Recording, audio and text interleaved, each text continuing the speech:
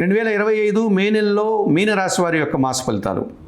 షష్ఠాధిపతినటువంటి సూర్య భగవానుడు మే 14 తర్వాత తృతీయ భావంలో సంచరించడం వల్ల అధికారుల అండదండలతో అభివృద్ధిని, నూతన ఆదాయాన్ని అందుకుంటారు. బుధుడు జన్మరాశిలోనూ ద్వితీయంలో సంచరించడం వల్ల ఆర్థిక అభివృద్ధి, బ్యాంకు లావాదేవీలు, వ్యాపార అభివృద్ధి అనుకూలంగా ఉంది. శుక్రుడు జన్మరాశిలో సంచరించడం వల్ల స్త్రీజన సహకారంతో శుభకార్యాలు నిర్వహిస్తారు, కుటుంబ సౌఖ్యాన్ని అందుకుంటారు. కేతువు షష్ఠవ భావంలో సంచరించడం వల్ల నిరాడంబరత, భగవంతుని ఆశస్సులు, రుణరోగ శత్రు విముక్తిని పొందగలుగుతారు. అయితే ద్వితీయ భాగ్యాధిపతినటువంటి కుజుడు పంచమ భావంలో సంచరించడం వల్ల సంతానంతో మనస్పర్ధలకు అవకాశం ఉంది. గురువు తృతీయ భావంలో సంచరించడం వల్ల జనసహకార లోపం స్పష్టంగా కనిపిస్తుంది. శని భగవానుడు జన్మరాశిలో సంచరిస్తున్నాడు కనుక ఆర్థికపరమైనటువంటి సమస్యలు మిమ్మల్ని ఇబ్బంది పెట్టే సూచన కనిపిస్తుంది. అలాగే రాహుకేతు దోషం మీకు అధికంగా కనిపిస్తుంది. అనుకున్న పనులంతా కూడా అనుకున్నట్లుగా జరగకుండా ఇబ్బందిని కలిగించే దోషం కనిపిస్తుంది.